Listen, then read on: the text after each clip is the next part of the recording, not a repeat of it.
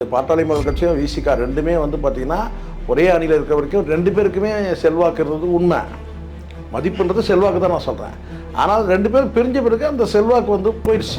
தரப்புலையுமே வந்து அந்தந்த சமூகத்துக்கு போராடினவங்க தான், ரெண்டு தரப்புலையுமே போராளிகள் தான், நான் இல்லைன்னு சொல்லலை. ஆனால் அரசியல் ஆதாயத்துக்காக ரெண்டு தரப்புலையும் பிரிஞ்சுட்டாங்கன்றது தான் உண்மை. 1000 கோடி வீடு வச்சிருக்க அன்புமணி எங்க அசோக் நகர் விட்டுங்க, அரியலூர்ல வந்து வீடு இல்ல அரியலூர்ல வந்து பாத்தீங்கன்னா வந்து ஒரு 10 குடிசையில் இருக்கிற திருமாவளவன் எங்க வன்னியர் விட்டு அந்நியருக்கு இல்லைன்னு சொன்னார் கூட வந்து பாத்தீங்கன்னா அந்நியருக்கு போகுது. அப்போ அவங்க என்ன நினைக்கிறாங்க கேட்டீங்கன்னா வந்து வன்னியர் விட்டு அந்நியருக்கு இல்லைன்னு சொல்லிட்டு முழுவதும் சேர்க்குறாங்க அவங்கள. அப்போ அவங்க பார்வையில் அந்நியர் என்பது யார்? பாட்டாளி மக்கள் கட்சி இந்த நிலைக்கு ஆனதுக்கு காரணமேன்னு கேட்டினா வந்து டாக்டர் ராமதாஸ் 25%, 75% வந்து அன்புமணி தான். ஆனால் அவர் எதிர்பார்க்கல டிஎம்டிகேக்கு இப்படி ஒரு முக்கியத்துவம் கொடுத்து அவர் வந்து. இப்போ நான் கேட்குறேன், டிஎம்டிகே இருக்கிற இடத்துல ஏன் வந்து பாமக இருக்கக்கூடாதா நான் கேட்குறேன். அண்ணன் திரும்ப வந்து அவரோட ஸ்ட்ராட்டஜி தப்பு. நான் சொல்கிறேன் தப்புன்னு சொல்கிறேன். எனக்கு விமர்சனங்களை பற்றி கவலை இல்லை. நீங்கள் பாஜக விஷயத்தில் சொன்னீங்கன்னா சரி, பாமக விஷயத்தில் நீங்கள் வந்து பார்த்தீங்கன்னா வந்து நிலைப்பாட்டை வந்து மாற்றிருக்கணும். அப்போ ரெண்டு பேருமே இங்கே சந்தர்ப்பாத அரசியல் செய்கிறாங்க. சந்தர்ப்பாத சாதி அரசியல் பண்ணுறாங்க. ஏன் அப்படி சுற்றி வளைக்கிறீங்க?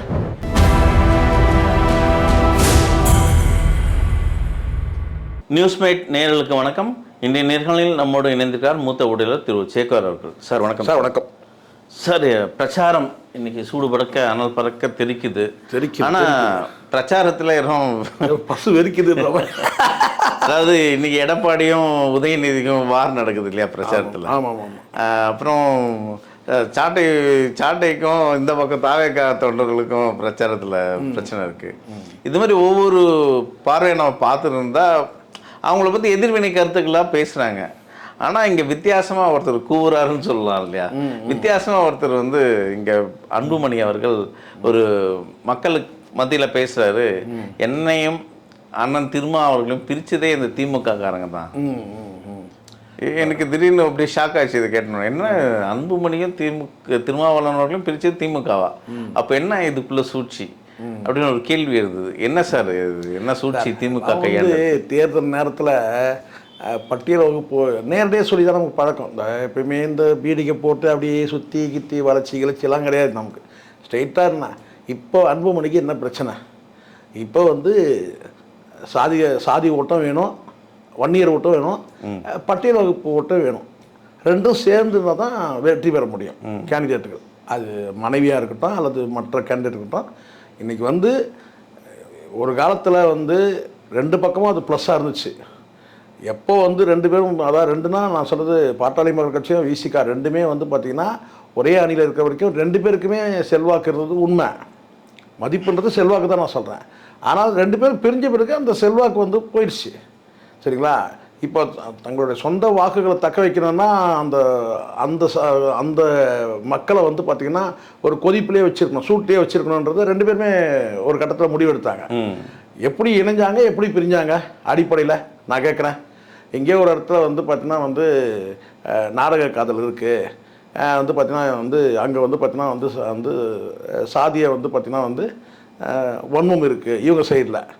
அவங்க சைடில் வந்து இவங்க சைடில் தான் நாடக காதல் வந்து பார்த்திங்கன்னா சாதி வன்மம், குடிசையை எரிக்கிறாங்க கொளுத்துறாங்கன்றது இவங்க சைடில். நான் சொல்கிறது விசிகா தரப்பில்.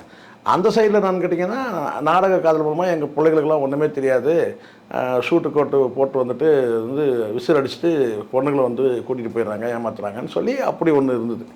இதெல்லாம் அடிப்படையில் வந்து நடக்கவே இல்லையான்னு சொல்ல முடியாது. அங்கே ஒன்றும் இங்கே ஒன்றுமா நடந்ததும் உண்மை தான். அதுக்கு பின்னாடி ஒரு பஞ்சாயத்து நடந்ததும் உண்மை தான், மறுக்கிறதுலாம் இல்லை. ஆனால் இவங்களுக்கு வந்து பார்த்தீங்கன்னா சேரும்போதும் அது இருந்தது. இது காலகாலமாக இருக்கிறது. இது ஒரு நாள் 2 நாள் நடக்கிற விஷயம் இல்லை. இது இல்லை, இதுதான் நாங்கள் காலகாலமாக இவங்க பிரிஞ்சதுக்கு அதெல்லாம் காரணம் கிடையாது. இவங்க பிரிஞ்சதுக்கு வந்து பார்த்தீங்கன்னா தருமபுரியில் நடந்த வந்து அந்த இளவரசன் திவ்யா அந்த அதனால கிடையாது. அது மட்டுமே காரணம் கிடையாது. இல்ல, இதுக்கு முன்னாடி நல்ல உறவுகள் இருந்தாரா? அதுக்கு முன்னாடி இப்ப நான் கேட்கிறேன், ரெண்டு தரப்புலயும் வந்து பாத்தீங்கன்னா வந்து தமிழ் குடி தாங்கின்னு சொன்னாரு. அப்புறம் அவர் டாக்டர் வந்து இவருக்கு திருமாவளவனுக்கு வந்து ஸ்டெத்தஸ்கோப்லாம் வச்சு பார்த்தாரு. அந்த காட்சியெல்லாம் இருக்கு தெரியல. ஒரே கம்பத்தில் வந்து பார்த்தீங்கன்னா வந்து பாமக கொடியும் விசிக கொடியும் பறந்த கதையெல்லாம் இருக்குது தெரியும்ல. ஸோ இதெல்லாம் வந்து ஒரு காலத்தில் இருந்தது. ஆனால் இவங்க என்ன முடிவு பண்ணாங்கன்னா அரசியல் சூழ்நிலைகள் தட்பவெப்பத்துக்கு ஏற்ற மாதிரி மாற்றிக்கிட்டாங்க இவங்களுக்குள்ள. அது காலப்போக்கில் அது வந்து பார்த்தீங்கன்னா வந்து இப்படி ஒரு இப்படி தனித்தனியாக இருந்தால் நம்ம வந்து ஏன்னா ஒரு நடிகன் வந்து உங்களையும் உங்கள் ஓட்டையும் வந்து பார்த்தீங்கன்னா சாப்பிட்றான், என் ஓட்டையும் சாப்பிட்றான். யார் அந்த நடிகன்? யார் அந்த நடிகன்? சொல்லுங்க. விஜயகாந்த். அப்போ வந்து பார்த்தீங்கன்னா இந்த இடத்துல நம்ம வந்து ஒன்றா சேர்ந்து பயணிக்கிறத தனித்தனியாக நம்ம பயணிக்கிறது தான் 2 பேருக்கும் நல்லா இருக்கும்னு சொல்லி பேசிட்டு பிரிஞ்சது தான் இது. அதுக்கப்புறம் வந்து இந்த மனவேற்றுமைகள் இதெல்லாம் வந்து அவங்கவுங்க குடும்பத்தில் ஏற்படக்கூடிய குழப்பங்கள் இல்லையா, அது மூலமாக வந்து பார்த்தீங்கன்னா வந்து அரசியல் வந்து பார்த்தீங்கன்னா நடத்துறது அப்படி தான் வந்து பார்த்தீங்கன்னா குழப்பங்கள் நடந்தது அவங்க குடும்பத்தில். நான் சொல்ல கேட்டால் அண்ணன் திருமா குடும்பத்தில் சொல்கிறேன். பாட்டாளி மக்கள் கட்சி குடும்பத்திலே வந்து பார்த்தீங்கன்னா நடக்கக்கூடிய விஷயங்கள், அங்கே இருக்கிற அவங்க வந்து அந்த ஜாதி பந்தங்களுக்குள்ளே பேசுறது, அதுக்கப்புறம் ஒரு தலித் அல்லாத ஒரு கூட்டமைப்பு ஒன்று உருவாக்குனது, இதெல்லாம் நடந்தது. 2 தரப்புலையுமே வந்து அந்தந்த சமூகத்துக்கு போராடினவங்க தான், 2 தரப்புலையுமே போராளிகள் தான், நான் இல்லைன்னு சொல்லலை. ஆனால் அரசியல் ஆதாயத்துக்காக 2 தரப்புலையும் பிரிஞ்சுட்டாங்கன்றது தான் உண்மை. இல்லை இதில் திமுக என்ன திமுக கிடையாது சார். திமுகலாம் எனக்கு தெரிஞ்சிருக்கேன். திமுக வந்து பார்த்தீங்கன்னா இவங்க நீங்கள் 2 பேரும் பிரிஞ்சு போன சொல்கிறாங்க. அந்த ஒரு முயற்சி வந்து பார்த்தீங்கன்னா கலைஞர் பீரியடில் இவங்க நடந்துக்கிட்டதை வச்சு என்ன செஞ்சாங்கன்னா கலைஞர் ஒரு முறை சீட்டு வந்து ஒதுக்கீடு கொடுக்கும்போது என்ன பண்ணார்னா மொத்தமாக வந்து டாக்டர் ராமதாஸ்கிட்ட கொடுத்துட்டு நீ அவர்கிட்ட வாங்கிக்கப்பா அப்படின்ற மாதிரி சொன்னார். சீட்டு எண்ணிக்கை வந்து ஒரு சட்டமன்ற தேர்தலில் மொத்தமாக கொடுத்துட்டு நீங்கள் வந்து உங்களுக்கு உள் ஒதுக்கீடு நீங்கள் வாங்கிக்கிங்க அவர்கிட்டன்னு சொல்லும் போது அப்போ அண்ணன் திருமா வந்து என்ன செஞ்சார், எனக்கு தனியாக இலையை போடுங்க, எச்எல்லேருந்து நான் வந்து பார்த்தீங்கன்னா எனக்கானதை நான் எடுக்க முடியாது, எங்களுக்கு சுயமரியாதை இருக்குது, எனக்கு தனியாக இலையை போடுங்கன்னு சொல்லி கேட்டார். அதெல்லாம் நடந்துச்சு. அதனால் அதெல்லாம் ஒரு காலகட்டம் சார். அன்றைக்கி வந்து ரொம்ப வீரியத்தோடு இருந்தாங்க, ரோஷத்தோடு இருந்தாங்க. இப்போ இல்லையான்னு கேட்காதீங்க. அப்போ வந்து 2 தரப்புலையுமே நான் சொல்கிறேன். அப்போ வந்து என்னன்னா ஒரு அணியில் எனக்கு ஒரு சந்தேகம் என்னென்னா, இப்போது பாமக பாட்டாளி மக்கள் கட்சி ஐயா ராமதாஸ் விடுதலை சிறுத்தைகள் தொல் திருமாவளவன் அவர்கள் 2 பேருமே இணைந்து பயணித்தாங்க அப்படின்றீங்க. ஆனால் இங்கே நான் கேட்குற கேள்வி, அன்புமணிக்கான உறவு திருமாவளவனுக்கான உறவும் எப்படி இருந்தது? நம்ம கடந்த காலகட்டத்தில் இல்லை ஐயா அவர்களுக்கு இதை ஓப்பனாக சொல்லிட வேண்டியதுதான். இதில் என்ன இருக்குது, டாக்டர் ஐயா கிட்ட வந்து நெருக்கமாக இருந்தார் யார், அண்ணன் திருமா. ஆனால் அன்புமணி கிட்ட வந்து பார்த்தீங்கன்னா அந்த கெமிஸ்ட்ரி இல்லை. அன்புமணி அப்போ எப்படி இருந்தார்னு கேட்டிங்கன்னா ஒரு செல்வ குடும்பத்தில் பிறந்த இளவரசர். ஆமாம், ஒரு இளவரசர் எப்படி இருப்பார், ஒரு ஜமீனோட பிள்ளை எப்படி இருப்பாங்க பார்த்துருப்பீங்கல்ல, அந்த சினிமாலாம் பார்த்துருப்பீங்கல்ல, புரியுது. அப்படி தான் வந்து இருந்தார். ஒரே மகன். அங்கே முழுக்க இங்கே திருமாவளவன் வந்து பார்த்தீங்கன்னா எங்கேருந்து வந்தார், கீழே குடிசையில் இல்லை பள்ளத்துலேருந்து வந்தார். நீங்கள் மேட்லேருந்து வரீங்க, பள்ளத்திலிருந்து ஒருத்தர் வந்து வரத்துக்கும் ஒரு சமன்படுத்தப்பட்ட அது என்ன மேடு என்ன பள்ளம் என்ன, அதுக்கு பள்ளம்ன்றது வந்து பார்த்தீங்கன்னா வந்து சாதியை சொல்றீங்களா இல்லை நீங்கள் சாதியை நீங்கள் சேர்த்துங்க. ஒடுக்கப்பட்ட வகுப்புல இருந்து வந்தார். அது தாண்டி வந்து பார்த்தீங்கன்னா வந்து வருவாய் இல்லாமல் ஒரு ஏழைன்னு கூட சொல்ல முடியாது, விளிம்பு நிலை சொல்லுவாங்கல்ல, விளிம்பு நிலையிலேருந்து வந்தவர் தானே அவர் எப்படி வந்து பார்த்தீங்கன்னா உங்களுக்கு வந்து ஈக்குவலாக வந்துடுவார். நீங்கள் இப்போ நீங்கள் யாரெல்லாம் கேட்டுக்கணும் டக்குன்னு சொல்லிடுவாங்க பாருங்க. எது இப்போ டாக்டர் ராமதாஸ் வந்து போராளியா வந்து அன்புமணி போராளியா, நீங்களே சொல்லுங்களேன். ராமதாசம் போராளி. ஏன்னா ராமதாசம் வந்து பார்த்தீங்கன்னா ஒரு காலகட்டத்தில் வந்து அவங்க அப்பாவை வந்து பூர்வீகலாம் நீங்கள் எடுத்துக்கிட்டிங்கன்னா மிக சாதாரண குடும்பம் சொல்லலாம், சாதாரண ஒரு நடுத்தர வர்க்கத்துலேருந்து வந்த ஒருத்தர். ஆனால் இவர் இப்போ அன்புமணி நடுத்தர வர்க்கத்தை சார்ந்தவரா இப்போ நீங்கள் சொல்லுங்களேன் பாப்பா, கிடையாது. அவருடைய வந்து ஸ்டேட்டஸ் வேறு, சரிங்களா, டாக்டர் ராமதாஸ் ஸ்டேட்டஸ் வேறு. இந்த 2 பேரையும் கம்பேர் பண்ணிங்கன்னா அண்ணன் திருமாவுடைய ஸ்டேட்டஸ்ன்றது எங்கேயோ இருக்குது. அதனால தான் பள்ளத்துலேருந்து வந்தார் சொல்கிறேன் நான். அவர் வந்து பள்ளத்துலேருந்து வந்தார், இவர் சமன்படுத்த இடத்துலேருந்து வந்தார் டாக்டர் ராமதாஸ். இவர் வந்து மேட்லேருந்து வந்து மேட்டே நிற்கிறார். புரியுது. நீங்கள் பொருளாதாரத்தில் வந்து இன்றைக்கி வந்து டாக்டர் அன்புமணி குடியிருக்கிற இடம் வந்து பார்த்திங்கன்னா ஈசிஆர் ரோடு. இல்லை நம்ம ஈசிஆரில் இன்றைக்கி தமிழ்நாட்டில் இருக்கிற முதன்மை பணக்காரர்களை வசிக்கிற இடம் இது. நீங்கள் ஒரு டிஸ்ட்ரிக்ட் நீங்கள் எடுத்துக்கங்க, என்கிட்ட ஒரு குறிப்பிட்ட பனையூர், அதுதான் சார் பனையூர் தான் சார் ஈசிஆர் ரோடுன்றது. ஈசிஆர் தான் நீங்கள் ஒரு காலத்தில் பணக்காரர்கள் வசிக்கிறேன்னா அண்ணா நகர், டி நகர், அண்ணா நகர். ஒரு காலத்தில் டி நகர், அண்ணா நகர். சினிமா நடிகர்கள்லாம் நடிக்கிற இந்த இருக்கிற இடம் வந்து கேட்டால் இப்போ இந்த சாலிகிராமம், கோடம்பாக்கம், இதுதான் கோடம்பாக்கம், டி நகர், இந்த பகுதி தான் ஒரு காலத்தில். இப்போ அதுக்கு பிறகு கேட்டால் வந்து இருக்கிறவங்களாம் இங்கே இருக்கிற வீட்டை வாடகைக்கு விட்டு இல்லை விற்றுட்டு என்ன செஞ்சுட்டா நேராக ஈசிஆர் போயிட்டான். ஏன்னா மேலேருந்து சும்மா அப்படி பார்த்தோம்னா கடற்கரையை பார்க்கலாம் நீங்கள். இது மேலேருந்து அப்படி போய் நின்று போனால் சன் செட்டிங் வந்து சன்ரைஸை பார்க்கலாம் நீங்கள். புரியுது சொல்கிறது. இன்னும் அந்த மேல் மாடியில் மொட்டை மாடி, இது வந்து பால்கனிலேருந்து மொட்டை மாடிக்கு போயிட்டிங்கன்னா சன் செட்டிங்கும் பார்க்கலாம். அப்படி இருக்குது. இதெல்லாம் சொல்லும் போது சுனாமி ஞாபகம் வருது இல்லை உங்களுக்கு? தெரியுது இல்லை சொல்கிறேன் நான். அந்த சுனாமின்ற அந்த ஆபத்து இருந்தாலும் கூட வந்து பார்த்தீங்கன்னா அங்கே வந்து அந்த இடத்துல முதல்ல ஒரு சின்ன ஒரு விஷயம் சொல்லிடுறேன் பாருங்கள். அங்கே இருக்கிற வீடு வந்து பார்த்தீங்கன்னா வீடு கட்டுமானம் கூட பார்த்தீங்கன்னா வந்து நீங்கள் ஏதோ சாதாரண நினச்சாதீங்க. சாதாரண கட்டுமானம், வீடு கட்டுமானம்லாம் கோடிக்கணக்கில் 5 கோடி 10 கோடிலாம் நிற்காதீங்க. சாதாரணமாக இருக்கிற ஒரு வீடு கூட பார்த்தீங்கன்னா அங்கே இருக்கிற ஒரு அப்பார்ட்மெண்ட் வாங்கினா கூட பார்த்தீங்கன்னா 20 கோடி 30 கோடிக்கு வாங்க முடியாது. 100 கோடி 150 கோடி தான் வாங்க முடியும். அது காரணம் என்னென்னு கேட்டிங்கன்னா, அது கடற்கரை ஓரத்தில் இருக்கிறதுனால, உப்பு காற்றுன்றதுனால வீட்டில் இருக்கிற அத்தனை பொருளும் வந்து பார்த்தீங்கன்னா வந்து ரஸ்ட்டு ஃபார்ம் ஆகிடும். அப்போது அங்கே வந்து பார்த்தீங்கன்னா அங்கே வீட்டுக்குள்ளே எப்படி நிலமைன்னு பார்த்துங்க. இருக்கிற பாத்திரங்கள் கூட வெள்ளியில் தான் நீங்கள் பெரும்பாலும் பயன்படுத்த முடியும். வெள்ளி. ஏன்னா உப்பு காற்று வர்றதுனால பார்த்தீங்கன்னா நீங்கள் சாதாரண அந்த லாக்கர், இந்த கதவோட டோரு, ஈசிஆரில் குடியிருக்கிறவங்க வேணால் கேட்டு பார்த்து தெரிஞ்சுங்க நான் சொல்கிறதுலாம் சரியான்ட்டு. அங்கே இருக்கிற டோர் இதெல்லாம் வந்து பார்த்தீங்கன்னா முலாம் பூசப்பட்ட காஸ்ட்லியான அந்த லாக்கரு. ஒரு கட்டத்தில் அதுவும் துருப்பிடிச்சிடும். ஏன்னா முழுக்க முழுக்க உப்பு காற்று வீசக்கூடிய அந்த இடம். புரியுதா சொல்கிறது? அதனால் தான் காஸ்ட்லியாக அங்கே இருக்கிற நீங்கள் அந்த வீடுகள் பார்த்தீங்கன்னா, நீ கட்டின வீடு வாங்கினீங்கன்னா கூட பார்த்தீங்கன்னா 500 கோடி இல்லாமல் வாங்க முடியாது சார் வீடு. அங்கே 500 கோடி 1000 கோடி இருக்கிறவங்க தான் அங்கே வந்து பார்த்தீங்கன்னா வீடே வந்து 500 கோடி 1000 கோடி இருக்கும். அவர் எங்கே வந்து திருமாவளவன் வந்து பார்த்தீங்கன்னா வந்து 500 கோடி வீடு வச்சிருக்கிற அன்புமணி எங்கே, 1000 கோடி வீடு வச்சிருக்கிற அன்புமணி எங்கே? அசோக் நகர் விட்டுங்க. அரியலூரில் வந்து வீடு வந்து இல்லை அரியலூரில் வந்து பார்த்தீங்கன்னா வந்து ஒரு 10க்கு 10 குடிசையில் இருக்கிற திருமாவளவன் எங்கே? நீங்கள் சொல்லுங்கள் பார்க்கலாம். அதனால் வந்து பார்த்தீங்கன்னா வந்து ஒப்பீட்டு அளவில் நீங்கள் வந்து பார்த்தீங்கன்னா வந்து போராளிகள் பட்டியல்லையும் அவர் வரமாட்டார். அவர் இப்போ டாக்டர் ராமதாஸ் போராளி லிஸ்ட்டில் நீங்கள் எடுத்திங்கன்னா டாக்டர் ராமதாஸ் வந்து ஃபஸ்ட்டில் நிற்பார். ஏன்னா ரிசர்வேஷன்ற ஒரு வந்து பார்த்தீங்கன்னா அச்சீவ்மெண்ட் இருக்குது. இவர் எடுத்துங்க, நீங்கள் அன்புமணி எடுத்துங்க. என்னைக்கு தீவிர அரசியலில் அன்புமணி வந்தார், ஸ்ட்ரெயிட்டாக வந்துட்டார், கட்சியோட தலைவராகிட்டார் சார். இவர் திரும்ப மாதிரி வந்து பார்த்தீங்கன்னா ஒரு தெருக்கூட்டங்களாக போட்டு 10 பேராக சேர்த்து, ஊருக்கு 10 பேராக சேர்த்து 10 20 ஆக்கி 50 ஆக்கி கொஞ்சம் கொஞ்சமாக கூட்டத்தை சேர்த்து ஒரு மாநிலம் முழுவதும் ஒரு கட்சியை கொண்டு வந்து நிர்மாணிக்கிறதுக்குள்ள 25 வருஷம் ஆயிடுச்சு. இல்லை, எனக்கு தெரிஞ்சு ஐயா ராமதாஸ் அவர்களே திருமாவளவன் பெரிய ஒரு புகழ்ந்து பேசுகிற வீடியோலாம் இருக்குது, வைரலாக போச்சு. அது திருமாவர்களும் சரி ஐயா அவர்களை வந்து புகழ்ந்து பேசியிருக்காரு.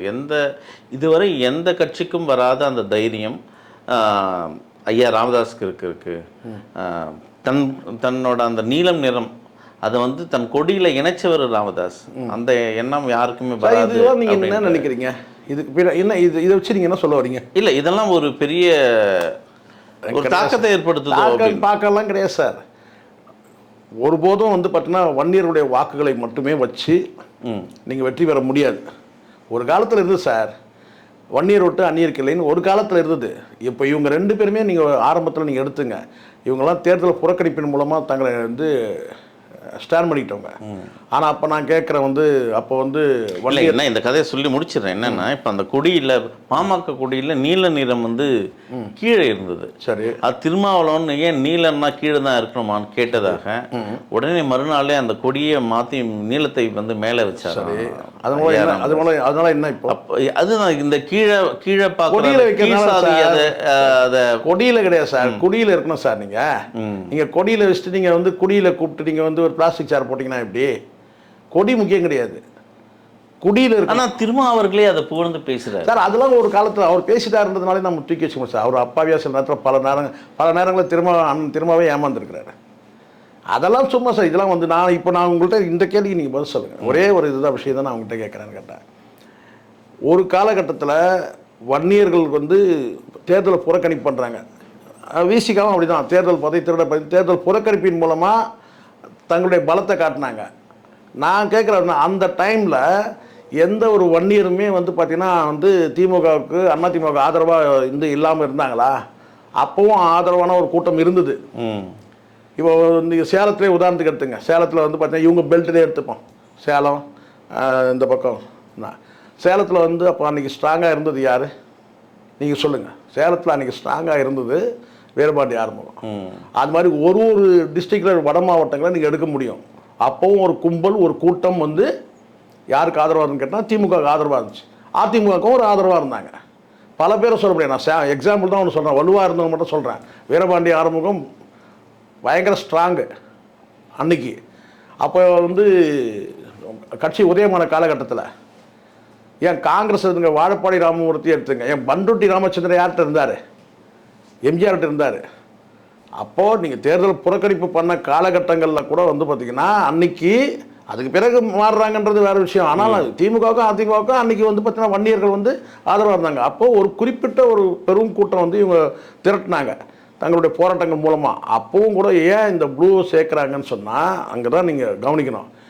தனித்து வந்து வன்னியர் ஓட்டு அந்நியருக்கு இல்லைன்ற ஒரு காலகட்டம் இருந்தது. அந்த காலகட்டத்தில் வந்து பார்த்திங்கன்னா ஒரு குறிப்பிட்ட பிரிவு வந்து இப்போ கேண்டிடேட் அதே கேண்டிடேட் போடுறாங்க. வன்னியருக்கான அதே கேண்டிடேட் போடும்போது என்ன ஆகும்? வாக்கு செதறுது. அப்போது அந்த வன்னியர் ஓட்டோடு சேர்ந்து பட்டியல் வகுப்பு வந்து பார்த்தீங்கன்னா அங்கே வந்து சேர்ந்துருந்துச்சுன்னா, அந்த பட்டியல் ஓட்டும் சேர்ந்துருந்துச்சுன்னா, வகுப்பு ஓட்டு சேர்ந்துன்னா வெற்றி எளிது. இப்போ திமுகவுக்குன்னு வந்து ஒரு வாக்கு வங்கி இருக்குது சார். அது வந்து பார்த்தீங்கன்னா வன்னியர் அல்லாத ஒரு வாக்கு வங்கி இருக்குது ஒரு பகுதியில். அங்கே வன்னியர் வாக்குகள் வாங்கும்போது கூடுதலாக வந்து பார்த்தீங்கன்னா வன்னியர் அல்லாத வாக்குகளையும் திமுக வந்து பார்த்தீங்கன்னா அந்த பிராண்டில் வாங்கிடும். டிஎம்கே பிராண்டில் அந்த ஓட்டு விழுது ஜெயிச்சுறாங்க. அப்போ அங்கே வந்து பார்த்தீங்கன்னா வந்து பாட்டாளி மக்கள் கட்சி வன்னியர் ஓட்டு அந்நியருக்கு இல்லைன்னு சொன்னார் கூட வந்து பார்த்தீங்கன்னா அந்நியருக்கு போகுது. அப்போ அவங்க என்ன நினைக்கிறாங்க கேட்டிங்கன்னா வந்து வன்னியர் ஓட்டு அந்நியருக்கு இல்லைன்னு சொல்லிட்டு முழுவதும் சேர்க்குறாங்க அவங்கள. அப்போ அவங்க பார்வையில் அந்நியர் என்பது யார்? அந்நியர் என்பது வன்னியர் ஓட்டு அந்நியருக்கு இல்லை. அந்நியர்னா அது யார் வேணால் நீங்கள் எடுத்துங்க. அங்கே நீங்கள் வந்து பார்த்தீங்கன்னா வந்து நாயுடு வச்சுங்க, முதலியார் வச்சுங்க, யார் வேணால் வச்சுங்க. ஏன் வந்து பார்த்தீங்கன்னா இவங்களையும் வச்சுங்க, பட்டியல் வகுப்பு சார்ந்தவங்க வச்சுங்க. வன்னியர் ஓட்டு அந்நியருக்கு இல்லை. அந்நியர் லிஸ்ட்டில் இவங்க தானே வருவாங்க. அப்போது நீங்கள் அந்நியர் இல்லை, நீங்கள் எங்களோட சேர்ந்து தான் இருக்கிறீங்கன்னு சொல்லிட்டு அப்போ தான் கொண்டு வந்தது அந்த நீல நிறம். ஏன்னா ஒவ்வொரு பகுதியிலையுமே இது ஒரு ஸ்ட்ராட்டஜி சார். இது ஒரு பகுதியிலையும் வன்னியர் ஓட்டு மட்டுமே வாங்கி ஜெயிக்க முடியாது. இன்றைக்கி ஏன் வந்து அன்புமணி அப்படியே தோசையை திருப்பி போடுறாரு? அண்ணன் திருமாவளவன் தேர்தல் அப்போ தான் தெரியுதா அண்ணன் திருமாவளவன் சொல்லிட்டு. நான் காலத்தில் சொன்ன பேச்செல்லாம் மறந்துட்டாரு. அதெல்லாம் சொல்கிறேன். கடந்த காலத்தில் எவ்வளோ பேசுனாங்க சார். அதுவும் அன்புமணி பேசுனதுலாம் ரொம்ப ஓவரு. என்னை கேட்டால் வந்து இங்கே ஒருத்தர் இருக்காரு பாட்டாளி மக்கள் கட்சி. அதுதான் சார், பாட்டாளி மக்கள் கட்சி இந்த நிலைக்கு ஆனதுக்கு காரணமேன்னு கேட்டினா வந்து டாக்டர் ராமதாஸ் 25%னா 75% வந்து அன்புமணி தான். நான் உறுதியாக சொல்ல முடியும். ஏன்னா அவ்வளோ பேச்சு, கொஞ்சம் நஞ்ச பேச்செல்லாம் கிடையாது. கொஞ்சம் நஞ்ச பேச்செல்லாம் கிடையாது. இன்றைக்கி என்ன பிரச்சனை? வன்னியர் ஓட்டு அந்நியருக்கு இல்லை, வன்னியர் ஓட்டு அந்நியாருக்கும் இல்லைன்றது தான் அங்கே பிரச்சனை இப்போ இருக்கு. இது அந்நியார் எங்கே நிற்கிறாங்க? நம்ம இந்த மறக்காம இந்த நிகழ்வெல்லாம் மறந்துட்டாரோ? எல்லா நிகழ்வும் மறந்துடுவாங்க சார். எலெக்ஷன் வந்துச்சு சார், இப்போ தேர்தல் வந்துச்சு. இப்போ அண்ணன் எங்கள் 2 பேரையும் வந்து இவங்க அப்படியே வந்து 2 பேரும் கட்டி பிரிச்சுட்டு இருக்கும்போது வந்து நடுவில் வந்து பார்த்தீங்கன்னா வந்து முக ஸ்டாலின் உள்ள நுழைஞ்சி பிரித்து இழுத்தாரா? எல்லாம் பேசக்கூடாது. தர்மபுரி மேட்டரில் யாருடைய கை அங்கே இருக்குது நீங்கள் சொல்லுங்கள். தர்மபுரி அந்த விஷயத்தை மட்டும் எடுத்துங்க. ஒரு பையன் அநியாயமாக செத்தான், ஒரு பிள்ளைக்கு வாழ்க்கையெல்லாம் போச்சு. இதான உண்மை இல்லையா? யார் காரணம் அதுக்கு? கண்டிப்பாக யார் காரணம்? முழுக்க முழுக்க உங்களுடைய அரசியல். நான் இந்த இடத்துல 2 பேர் பாரபட்சலாம் சொல்லுவேன். நான் ஏன் என் கண் முன்னால் நான் வந்து நீதிமன்றத்தில் ஹைகோர்ட்டில் நான் வந்து வேற ஒரு வழக்கு சம்மந்தமாக போயிருந்த போது என் கண்ணுக்கு முன்னாடி பார்த்தேன். இந்த பெண்ணுக்கு பின்னாடி வந்து ஒரு பெரும் கூட்டம் வருது. இதே வழக்கறிஞர் பாலு எல்லாருமே வராங்க. ஒரு பெரிய டீம் வருது சார். அதாவது நீதிமன்றத்தில் போய் வழக்கு ஏதோ முடிச்சுட்டு அந்த சமரச பேச்சு அதெல்லாம் முடிஞ்சுட்டு அந்த ஃபார்மாலிட்டிலாம் முடிச்சு இவங்க வராங்க. அந்த பொண்ணுக்கு வந்து சுற்றி ஒரு பெரும் கூட்டம் வருது. இந்த பையன் கூட வந்து பார்த்தீங்கன்னா இந்த ரஜினிகாந்த் ஒரு அட்வொகேட் இருக்கார்ல, விசிகால, அவர் மட்டும்தான். அவரும் கூட ஒருத்தர் யாரும் 2 பேர் 2-3 பேர் அட்வொகேட்ஸ் ஏதோ அவங்க ஒரு 3 பேர் மட்டுமே வராங்க. அன்றைக்கி பார்க்குறேன் நான். அன்றைக்கி எவ்வளோ பெரிய கூட்டம் அந்த பையன் பின்னாடி வந்திருக்கணும். ஆனால் இந்த சைடில் பார்க்குறவங்க கேட்டால் அப்போயே நான் அந்த கண்ணுக்கு அங்கே பார்க்குறேன் ஆதிக்க நிலைப்பாட்டை. கோர்ட்டில் பார்க்குறேன். இந்த பொண்ணு வந்து சுற்றி வந்து பார்த்தீங்கன்னா ஒரு பெரும் கூட்டம் வருது சார். அந்த பையனை வந்து பார்க்குறேன் வந்து பார்த்தீங்கன்னா வந்து ஒரு 2 பேர் மட்டும் அட்வொகேட் ரஜினிகாந்த் ஞாபகம் இருக்கு எனக்கு. இன்னும் 2 பேர் வராங்க. அன்றைக்கி அங்கே அந்த பெரும் கூட்டம். அப்போ 2 பேருடைய அரசியல் சுயலாபத்துக்காக இது 2 தரப்பில் 2 பேரும் நம்ம சொல்கிறார். 2 தரப்பில் ஒரு வந்து அரசியல் லாபத்துக்காக ஒரு குடும்பமே போயிடுச்சு. ஒரு குடும்பம், அந்த பையன் இறந்து போயிட்டான், இந்த சைடில் அவங்க அப்பா இறந்து போயிட்டாரு. சொல்லுங்கள் ஸோ இதெல்லாம் வந்து எந்த காலத்தில் வந்து நம்ம வாழ்ந்துட்டு இருக்கிறோம் சார். இதெல்லாம் கேட்டால் நீங்கள் 2 பேர் சுயலாபம்னு சொல்கிறீங்க இல்லையா? இப்போ அன்புமணி எடுக்கிறது இந்த சுயநலம் அப்படின்னு சொல்கிறான். அவர் பேசுறது வாக்கு வங்கிக்காக இப்படி பேசுகிறாரு, தலித் ஓட்டுகள் தேவைப்படுதுன்னு பேசுகிறாரு. திரும்பவும் அந்த நிலைப்பாட்டில் இருக்காரா? அப்படி இல்லை சார். இதை நம்ம நேர்மையாக பார்க்கணும்ல சார். ஏன்னா இப்போ எதுக்காக இப்போ வந்து இல்லை திரும்பவும் வன்னியர்கள் ஓட்டை எதிர்பார்க்குறாரா? கண்டிப்பாக. எப்படி இருந்தாலும் இது வந்து நீங்கள் அவருடைய அந்த பேச்சுக்கள்லாம் பார்த்தீங்கன்னா, இப்போ அவர் என்ன சொல்ல வர பார்த்தீங்கன்னா, நாங்கள் வன்னியர்களுக்கு எதிரானவர்கள் கிடையாது, பாட்டாளி மக்கள் கட்சியோட அந்த சாதிய நிலைப்பாட்டுக்கு எதிரானவங்க தான் பல முறை பேசுகிறாரு. இப்போ இந்த கூட்டணி கூட வந்து பார்த்தீங்கன்னா வேறு மாதிரி முடிஞ்சிருக்கலாம். இப்போ இந்த ஒருவேளை டாக்டர் ராமதாஸோட கூட்டணி போயிருந்தாங்கன்னா டிஎம்டிகே கூட வந்திருக்காதுன்னு நான் நினைக்கிறேன் ஒருவேளை. ஏன்னா வட மாவட்டங்களில் வலுவான கட்சியை தேடி தான் இப்போ டிஎம்டிகேவை வந்து உள்ளே விட்டாங்க. ஒருவேளை டாக்டர் ஐயாவே வந்து ஒரு 5 சீட்டோ ஒரு 10 சீட்டோ வந்து கேட்டு வராமல் இருந்தாக்கா இந்த கூட்டணி வந்து வேறு மாதிரி கூட அமைஞ்சிருக்கும். ஆனால் இவர் பிடிவாதமாக நின்னார். திரும்ப வந்து பிடிவாதமாக நின்னார்.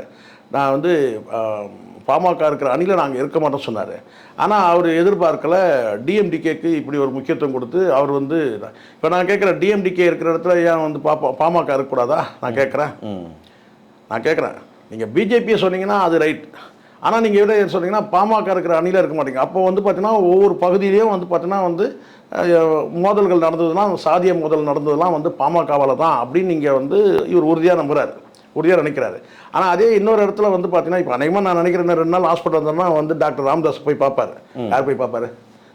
ஆனால் திரும்பவும் போய் பார்ப்பார். ஏன்னா இந்த பார்க்குறதுல ஒன்றும் அதுதான் இப்போ புரியுதுங்களா? பார்த்தா தான் பிரச்சனை இருக்குது. அதனால தான் இப்போ பாருங்கள், சீமான் போயிட்டு வந்து ஸ்டாலினை சந்திச்சது என்ன சொல்கிறானுங்க, பொட்டி வாங்கிட்டாரு அது வாங்கிட்டாருன்னு சொல்கிறான். அதுவும் சொல்கிறது யார்? ஸ்டாலின் இப்போ மருத்துவர் ஐயாவை போய் புரியுதுங்களா? இதெல்லாம் சார் காலம் எல்லாவற்றையும் மாற்றும் வலிமை வாய்ந்தது சார். அண்ணன் திரும்ப வந்து அவரோட ஸ்ட்ராட்டஜி தப்பு. நான் சொல்கிறேன் தப்புன்னு சொல்கிறேன். எனக்கு விமர்சனங்களை பற்றி கவலை இல்லை. நீங்கள் பாஜக விஷயத்தில் சொன்னீங்கன்னா சரி. பாமக விஷயத்தில் நீங்கள் வந்து பார்த்தீங்கன்னா வந்து நிலைப்பாட்டை வந்து மாற்றிருக்கணும். எவ்வளோ காலத்துக்கு எதிர்முதிரவாகவே இருப்பீங்க? இல்லை, அவரோட அந்த சொல் தானே மதவாதத்தை எதிர்த்து இங்கே பயணிக்கிறாரு. இங்கே சாதியாவதை நீங்கள் சாப்பிடும் முதல்ல தமிழ் குடித்தாங்கன்னு சொன்னீங்களா? அப்போல்லாம் இல்லையா? காலங்காலமாக வந்து பார்த்தீங்கன்னா வந்து அந்த மோதல் இருக்குது. அந்த மோதல் வந்து பார்த்தீங்கன்னா முடிவுக்கு வரணும்னா 2 சாதியம் வந்து பார்த்தீங்கன்னா ஒவ்வொரு பகுதியிலும் இணக்கமாக இருக்கணும். அப்போ தான் நம்ம இப்போ வந்து திமுக கிட்டையும் அதிமுக கிட்டையும் வலிமையை காட்ட முடியும். நீங்கள் இங்கே முட்டிக்கிட்டு இருந்தால் சரிங்க, அங்கே போய் வந்து கூழ கும்பிடு போடுறீங்க. அப்படி தானே நடக்குது. நீங்கள் எடப்பாடி கிட்ட போனாலும் கும்பிடு போட்டாகணும், கூழ கும்பிடு போட்டாகணும். இங்கே வந்தாலும் கூழ கும்பிடு போட்டாகணும். இதுக்கு நீங்கள் 2 பேரும் வலிமையாக இருந்தீங்கன்னா இந்த பிரச்சனையே கிடையாது. இல்லை, 2 சாதி அதைத்தான் சொல்கிறாரு அன்புமணி அவர்கள்.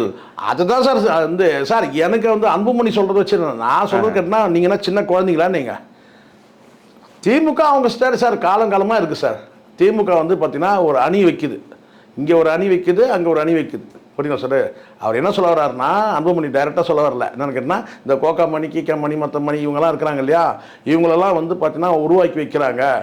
அது இன்றைக்கி நேற்று கிடையாது சார். கலைஞர் காலத்துலேருந்தே வந்து பார்த்தீங்கன்னா அந்த திமுக தலைமை என்ன செய்யணும்னு கேட்டிங்கன்னா தங்களுக்கான ஆதரவாளர்களை ஒரு கட்சியிலையும் வைப்பாங்க. அது இப்போ நீங்கள் உணர்றதுலாம் கிடையாது. இதுக்கு முன்னாடியே அதெல்லாம் வந்து நீங்கள் தூது அனுப்புறீங்கல்ல, எது பார்கெனுக்குன்னா நீங்கள் புரிஞ்சுங்க. எல்லா பார்கெனுக்கும் நீங்கள் தூது அனுப்புறீங்களா, அப்போ நீங்கள் முடிவு பண்ணணும். ஏன் அனுப்புறீங்க? யார் அனுப்புனா சுமூகமாக முடிச்சுட்டு வருவார், அவங்கள தான் நீங்கள் அனுப்புவீங்க இல்லையா சார்? சமாதான தூது யார் போவாங்க நீங்கள் சொல்லுங்கள். அவங்க சைட்லேயும் கொஞ்சம் வந்து பார்த்தீங்கன்னா வந்து இறங்கி வந்து பேசக்கூடிய நபர் யார், இவர் யார் நமக்காக பேசலாம் அந்த சைடும் பார்த்து அப்படி ஒரு இணக்கமான நபர் தான் அனுப்புவாங்க. அப்படி அனுப்பும்போது அவன் அந்த சாயத்தை பூசிட்டு தானே வருவாங்க. அங்கே போய் உட்காந்து பேசும்போது இல்லை, அங்கே எல்லாம் விருந்தெல்லாம் சாப்பிட்டுட்டு பேசிட்டு வரும்போது பார்த்தா அந்த விசுவாசத்தை காட்ட தானே செய்வாங்க. அப்போ உங்களுடைய நோக்கம் என்னாச்சு? நீங்கள் வந்து விசிகா தொடங்க நோக்கம் என்ன, பாமக தொடங்க நோக்கம் என்ன? 2 திராவிட கட்சிகளை வந்து எதிர்த்து தான் நீங்கள் கட்சியை தொடங்குனீங்க. அப்புறம் ஒரு கட்டத்துக்கு மேலே வந்து பார்த்தீங்கன்னா நீங்கள் 2 பேரும் இணைஞ்சிங்க. அப்போ ரெண்டு பேருமே இங்கே சந்தர்ப்பவாத அரசியல் செய்கிறாங்க. சந்தர்ப்பவாதம் கிடையாது, சாதி அரசியல் பண்ணுறாங்க. ஏன் அப்படி சுற்றி வளைக்கிறீங்க? சந்தர்ப்பவாத அரசியல் கிடையாது, சாதி அரசியல் பண்ணுறாங்க. அந்த சாதி அரசியலுக்குள்ள சந்தர்ப்பவாதம் இருக்குது. சாதி அரசியலுக்குள்ள சந்தர்ப்பவாதம் இப்போ ஏன் அன்புமணி இப்போ சொல்ல வேண்டிய அவசியம் என்ன? அவர் சாதி அரசியல் தான் பண்ணுறாரு. இப்போவும் அதில் ஒன்றும் மறுக்கிறது இல்லையா? ஆனால் இப்போ எதுக்கு வந்து பண்ணுறாரு? இப்போ சந்தர்ப்பவாதம், சாதி அரசியல் தான் சந்தர்ப்பவாதம் பண்ணுறாரு. என்னன்னு கேட்டிங்கன்னா மனைவி வேறு நிற்கிறாங்க. அங்கே வந்து பார்த்தீங்கன்னா இன்னொரு கேண்டிடேட் நிற்கிறான், அவனும் வந்து வன்னியர். இன்னொரு இடத்துல இன்னொருத்தர் நிற்கிறான், அவன் தான். நீங்கள் அந்த பிராண்ட் என்னாச்சு? வன்னியர்னால் நாங்கள் தான், ஒரு கட்டத்தில் வந்து பார்த்தீங்கன்னா வாக்குகள் மாறி செதறாத அளவுக்கு. இங்கே ஒரு பார்வை என்ன, இப்போது தெளிவாக சொல்கிறாரு திருமாவளவன், ஒரு சாதிக்கு எதிராக நாங்கள் நிறுத்த மாட்டோம். இப்போது இங்கே கடந்த காலகட்டத்தில் ஜெகன்மூர்த்தியார் அங்கே ஒரு தொகுதியில் நிற்கும் போது அங்கே எதிர்த்து அங்கே விசிக்க அங்கே சீட்டு தர்றதா இருந்தாங்க. நான் அழுத்தம் திருத்தமாக சொன்னேன், தனி தொகுதியில் எங்களுக்கான இடம் தனியாக இருக்கணும், இன்னொரு சாதியை அதாவது எங்கள் சாதியை எதிர்த்து எங்களை சீண்டி விடாதீங்கன்னு களத்தில் சொல்லிட்டேன் அப்படின்னு. அப்போ இதுலேருந்து உங்களுக்கு என்ன புரியுது? ஆனால் இவர் இந்த பக்கம் வந்து அன்புமணியோட அரசியல் இங்கே நிலைப்பாடே வேற மாதிரி இருக்கு சார். இங்கே நல்லா புரிஞ்சுங்க, இது வந்து நீங்கள் இதே அண்ணன் திருமா அவர்கள் நான் கேட்குறேன். இப்போ நீங்கள் இப்படி சொல்கிறீங்கல்ல, இப்போ இவர் வந்து திமுக கூட்டணியில் போயிட்டு நீங்கள் வந்து இதில் நிற்கிற எங்கே சிதம்பரத்தில் நிற்கிறாரு. அப்போ போட்டி அந்த ரிசர்வ்டு தொகுதி, அது ரிசர்வ்டு தொகுதியில் வந்து பார்த்தீங்கன்னா வந்து ஒரு அமைப்பு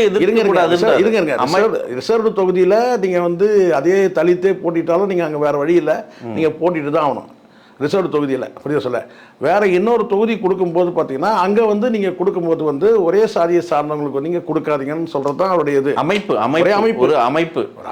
ஏதோ ஒன்று அமைப்புக்குள்ள பிரச்சனை இருக்கக்கூடாது. அதுதான் சார் அமைப்புக்குள்ள. நானும் அம்பேத்கரை தழுவிய அதுதான் சார் அமைப்புன்றது. அதே அம்பேத்கரை தழுவிய அரசு செய்யும் போது அங்கே அமைப்புன்றது தான் சாதி. நீங்கள் ஏன் திருப்பி நம்ம அம்பேத்கரை இதில் இருக்காதீங்க. அம்பேத்கர் வந்து பொதுவானவர். ஆனால் என்ன, ஒரே பட்டியல் வகுப்பை சார்ந்தவங்க, அவர் ஒரே பட்டியல் வகுப்பு சார்ந்தவங்களே நீங்கள் வந்து பார்த்தீங்கன்னா அந்த இடத்துல வந்து நீங்கள் நிறுத்தும் போது எங்களுக்கு தேவையில்லாமல் எங்களுக்கு பிரச்சனையாது அப்படி கொடுக்காதீங்க நீங்கள். இல்லை அந்த நிலைப்பாடு நல்லது தானே, அது நிலைப்பாடு தானே. ஆனால் இன்னொரு கட்சி இன்னும் முடிவு இருக்குன்னு அவங்களுக்கு எப்படி தெரியும் சார்? இன்னொரு கட்சி வந்து பார்த்தீங்கன்னா அங்கே யார் வேட்பாளர் நிறுத்துறாங்கன்றது இவங்களுக்கு எப்படி தெரியும்? இது என்ன நியாயம் இது? நீங்களே யோசிச்சு பாருங்கள். இப்போ வந்து யார் முன்னாடி வெளியிடுறாங்க பின்னாடி வெளியிடுறாங்கன்னு தெரியாதுல்ல. அவங்க வந்து ஒரு வேட்பாளர் டிக்ளேர் பண்ணிடுறாங்க, அந்த இடத்துல நீங்கள் எனக்கு கொடுக்காதீங்கன்னு சொல்ல முடியாதுல்ல. சொல்லுங்கள். நீங்கள் வந்து பார்த்தீங்கன்னா வந்து கூட்டணியில் இருக்கிறீங்க, உங்களுக்கு ஒரு தொகுதி கொடுத்துட்றாங்க, அந்த கூட்டணி விசுவாசம் என்பது என்ன? இந்த தொல்லைக்கு தான் கூட்டணியே போகக்கூடாதுங்கிறது. நீங்கள் கூட்டணிக்கு போயிட்டீங்கன்னா அங்கே அதிமுகவில் வந்து பார்த்தீங்கன்னா அதே பட்டியல் வகுப்பு சார்ந்தவங்க நின்னாங்கன்னா நீங்கள் கண்டெஸ்ட் பண்ணி தான் ஆகணும், வேறு வழி கிடையாது. ஏதாவது ஒரு நிலைப்பாட்டில் அங்கே நீங்கள் வந்து இல்லை நான் எங்கள் சாதினை. இப்போ அண்ணன் திரும்ப கூட இப்போ சமீபத்தில் பேசுனது கூட பார்த்தீங்கன்னா வந்து வாழ்த்து சொல்கிறார், வெற்றி பெற வாழ்த்துன்னு சொல்கிறார். இது வெற்றி பெற வாழ்த்து யார்? பொற்கொடி ஆம்ஸ்ட்ராங் வெற்றி பெற வாழ்த்துன்னு. ஆனால் அவங்க வந்து பார்த்தீங்கன்னா எந்த அணியில் நிற்கிறாங்க? இவர் சொன்னார் பார்த்தீங்களா, இது பாஜக இருக்கிற அணியில் நாங்கள் இருக்க மாட்டோம் சொன்னாரா? பாஜக அணியில் தான் இன்றைக்கி ஆம்ஸ்ட்ராங் இருக்கிற மனைவி இருக்கிறாங்க.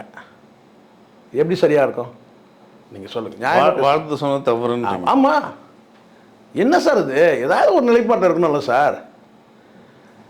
இது வெறும் நீங்கள் அதிமுகவில் இருந்தால் கூட நீங்கள் சொல்லக்கூடாது சார். ஆனால் அதிமுகவோட இல்லை, என்டிஏ கூட்டணியில் பிஜேபியோட ஆதரவு பெற்ற வேட்பாளர் யார்? பொற்கொடி ஆம்ஸ்ட்ராங். இதில் ஆம்ஸ்ட்ராங் அவர்களுக்கு உடன்பாடு இருக்கா இல்லையான்றது நம்ம பேசவே வேண்டாம்னு வச்சுக்கலாம். அவருடைய பார்வை வேறு, ஒட்டுமொத்தமாக திராவிட இயக்கங்கள் மீது வந்து அந்த பார்வையே அவருக்கு வந்து வேறு இருந்தது. அவர் கடைசி வரைக்கும் அப்படி தான் இருந்தார். ஆனால் இன்றைக்கி பொற்கொடி ஆம்ஸ்ட்ராங் அவர்கள் அவங்க தலைமையில் அவங்க ஒரு புதிய கட்சி தொடங்கி அவங்கள ஒரு நிலைப்பாடு எடுக்கிறாங்க. அதை நம்ம கிரிட்டிசைஸ் பண்ணவே இல்லை. ஆனால் திரும்ப என்ன செய்கிறாருன்னா பொற்கொடி ஆம்ஸ்ட்ராங் அவர்கள் வந்து அவங்களுக்கு வழங்கப்பட்டதுக்கு அங்கீகாரம்னு நான் நினைக்கிறேன். அப்போ அந்த அங்கீகாரம் யார் வழங்கினது? எடப்பாடியா? என்டிஏ வழங்கியிருக்கு. என்டிஏ கூட்டணிக்கு யார் அங்கே வந்து பார்த்தீங்கன்னா மேஜர் பார்ட்னர் யார்? சனாதன சக்திகளான பிஜேபி. அப்போ எப்படி நீங்கள் அங்கே வாழ்த்து சொல்வீங்க? இப்போ புரியுதுங்களா? இதுதான் சிக்கல். இந்த மாதிரி வந்து நிறைய வந்து குளறுபடிகள் நிறைய இருக்குது. நீங்கள் அரசியலில் நீங்கள் இப்போ இந்த இடத்துல ஒரு கேள்வி கேட்டால் என்ன பண்ணுவீங்க? நீங்கள் இந்த இடத்துல வந்து பார்த்தீங்கன்னா டிஎம்கே என்னப்பா நீங்கள் வந்து நம்ம கூட்டணியில் இருக்க, இப்போ நான் கேட்குறேன், இப்படி சொல்லிவிடுங்க. இப்போ அங்கே வந்து பொற்கொடி ஆம்ஸ்ட்ராங் அவர்கள் நிற்கக்கூடிய அந்த இடத்துல வந்து பார்த்தீங்கன்னா விசிகாவோட இருக்கிற அந்த வாக்காளர்கள்லாம் இவர் என்ன மெசேஜ் சொல்கிறாரு?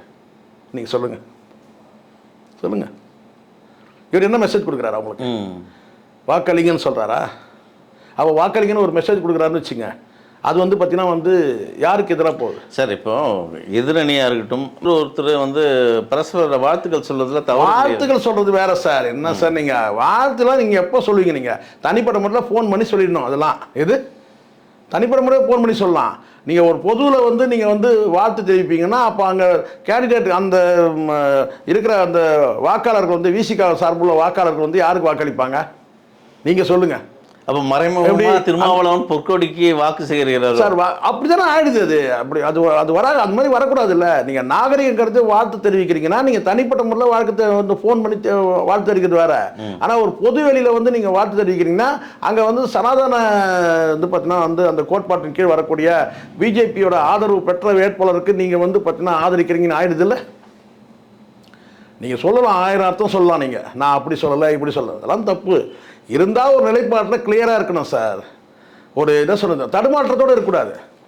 இந்த இடத்துல வந்து பார்த்தீங்கன்னா வந்து நேருக்கு நேர் வந்து அண்ணன் தம்பி நிற்கிறான்னு வச்சுங்க சார். ஒரு கட்சியில் சொந்த அண்ணன் தம்பியே நிற்கிறான். இந்த அதிமுக ஒரு அண்ணன் நிற்கிறான், திமுக தம்பி நிற்கிறான்னா போட்டிட்டு தீரணும். அவ்வளோதான், போட்டிகிட்டே தீரணும். அதுதான் கரெக்டான நிலைப்பாடு. அப்போ இந்த இடத்துல நீங்கள் தடுமாறுறீங்கல்ல. அப்போ இப்போ நீங்கள் சொன்னீங்க பிஜேபி இருக்கிற அணியில் நாங்கள் இருக்க மாட்டோம்னு சொன்னீங்க.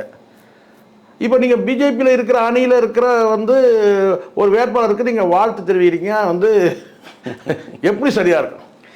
பேசணும். யாராக இருந்தாலும் சார், அண்ணனாக இருந்தால் தம்பி அண்ணன் தப்புனா தப்பு தான் சார். இப்போ இந்த இடத்துல நீங்கள் சொல்லி அப்போ இப்போ திமுக வந்து பார்த்தீங்கன்னா அவங்க நிலைப்பாடு எப்படி இருக்கும்? இப்போ டிஎம்கே ஒரு கேண்டிடேட் போடுறாங்க சார். அங்கே திருவிக நகரில் ஒரு கேண்டிடேட் போடுறாங்க. அப்போ நீங்கள் அவங்க நிலைப்பாடு என்ன ஆகும் நீங்கள் சொல்லுங்கள், எப்படி இருக்கும்? நாங்கள் அந்த கேண்டிடேட் எப்படி அவர் அந்த கேண்டிடேட்டோட நிலைமை என்னன்னு எடுத்து சொல்லுங்கள். அந்த கேண்டிடேட்டோட நிலைமை என்ன ஆகும், எப்படி இருப்பார்? நாங்கள் தலைவர் அண்ணன் திரும்ப வந்து பிரச்சாரத்துக்குலாம் வருவாருன்னு பார்த்தோம். இப்போ நான் கேட்குறேன், அண்ணன் பிரச்சாரத்துக்கு வரப்போக மாட்டாரா சொல்லுங்கள், திருவிக நகருக்கு சொல்லுங்கள். தப்பு இல்லை சார். அப்போது இதுக்கு நீங்கள் என்ன செய்யணும், வெளியே அழகாக வந்து 234 கேண்டிடேட்டை போட்டு நில்லுங்களேன். என்ன ஆகிடப்போகுது, நின்று பலத்தை காட்டுங்க. பார்ப்போம் சார். 234 கேண்டிடேட்டும் தனியாக நீங்கள் பாட்டாளி மக்கள் கட்சியும் போடட்டும், நீங்களும் போடுங்க. பார்ப்போம். அப்போ உங்களுக்கு என்ன அதிகாரத்தில் வந்து உட்காரணும், எப்படியாவது உட்காந்துடணும் அதிகாரத்துக்கு. அதே சமயத்தில் நம்ம வந்து எதிர்த்து வந்து வாக்களை வந்து நம்ம வந்து பேசணும்னா அந்த இடத்துல நமக்கான வாக்குகள் பிரியத்துக்கான வாய்ப்பு இருக்குது. அப்படின்னா அந்த எண்ணம் தானே அது. அது 2 கட்சியுமே எடுத்துக்கிறீங்க, பாமகவாக இருக்கட்டும் அந்த விசிகாவாக இருக்கட்டும். இவங்களுடைய நிலைப்பாடே வந்து பார்த்தீங்கன்னா தடுமாற்றமாக இருக்கும். அதில் நீங்கள் இந்த மாதிரி தடுமாறதை விட இதுக்கு வந்து பார்த்தீங்கன்னா வந்து தோத்தாலும் பரவாயில்ல, இது 234 தொகுதியில் நான் தனித்தே நிற்கிறேன்ற சீமானை நீங்கள் ஒப்பிட்டு பாருங்கள். அன்புமணியை ஒப்பிடும்போது, அண்ணன் திருமாவை ஒப்பிடும்போது அண்ணன் சீமானுடைய அந்த இது வந்து நீங்கள் பாருங்கள். நான் வந்து கட்சிக்காக ஆதரவாக பேசணும்ல, இவ்வளோ தடுமாற்றங்கள் இல்லை அங்கே. தொடர்ந்து பேச கஷ்டம்தான். ஆனால் இப்போ பாருங்கள், திறநிதி கேட்டு வந்து ஒரு காணொலிக்கு போடுறாரு. 234 தொகுதியில் வந்து பார்த்தீங்கன்னா பல பேச்சுக்கள் இருக்குது. ஒரு வார்டு மெம்பர் கூட ஜெயிக்கவே இல்லைன்னு பேச்சு இருக்குது. ஏன் அண்ணன் திரும்பவே கேட்டார், தனித்து நின்று என்ன பிடுங்க போகிறேன்னு கேட்டார். புரியுதா சொல்கிறது? இப்போ இவ்வளோ பேச்சுக்களும் வாங்கிக்கிட்டு தான் அவங்க தனியாக நிற்கிறாங்க, தனித்து நிற்கிறாங்க. ஆனால் கூட்டணியில் இருக்கிற உங்கள் நிலைப்பாடு என்னன்னு பாருங்கள். நீங்கள் எவ்வளோ அசிங்கப்படுறீங்க, எவ்வளோ அவமானப்படுறீங்க. மிகப்பெரிய ஒரு பேசும் பொருளாகிடுச்சு பிரேமலதா வந்து உட்காந்துருந்தாங்க அப்படின்னு சொல்லிட்டு, இல்லையா? எவ்வளோ எல்லாத்தையும் பார்க்குறாங்களே. நீங்கள் ஸ்டேட்மெண்ட்டையும் நீங்கள் கொடுக்குற ஸ்டேட்மெண்ட்டையும் பார்க்குறாங்க, பிரேமலதா கொடுக்குற ஸ்டேட்மெண்ட்டையும் பார்க்குறாங்க. மக்கள் எல்லாத்தையும் பார்த்துட்டு தான் இருக்கிறாங்க. மக்களுக்கு தெரிய எது சரி, எது தவறு, எது மரியாதை, எது அவமரியாதை, எல்லாமே தெரியதான் செய்யுது. சரிங்களா? இந்த இடத்துல வந்து பார்த்தீங்கன்னா இங்கே வந்து சீமானுடைய நடவடிக்கை தான் இங்கே வந்து பாராட்டு பெறுது. காரணம் என்னன்னு கேட்டிங்கன்னா, வெற்றியோ தோல்வியோ, இந்த தோல்வியை சந்திக்கிறதுக்கு கூட ஒரு தில்லு வேணும்ல. அது அந்த இடத்துல பாராட்டணும். நீங்கள் எதுக்கு, உங்கள் நோக்கம் என்ன? உங்கள் நோக்கம் என்ன? நீங்கள் திமுகவை தான் எதிர்த்து அரசியல் கண்டீங்க, அதிமுக தான் எதிர்த்து வந்து நீங்கள் அரசியல் வந்து கட்சியை தொடங்குனீங்க. இப்போ உங்கள் நிலைமை என்ன ஆச்சுன்னு பாருங்கள். ஒரு 8 சீட்டு, அந்த 8 சீட்டில் ஜெயிக்கிறதுக்கு எவ்வளோ பண்ண வேண்டியது இருக்குது பாருங்கள். அந்த சைடில் ஒரு துண்டை போடணும், இந்த சைடில் ஒரு துண்டு போடணும். இன்னும் கொஞ்ச நாள் பாருங்கள் வந்து கட்டினா வந்து பாட்டே போடுவாங்க. அண்ணன் திருமாவும் அன்புமணி வந்து 2 பேரும் போயிட்டு டாக்டர் ராமதாஸ் கிட்ட போயிடுவாங்க.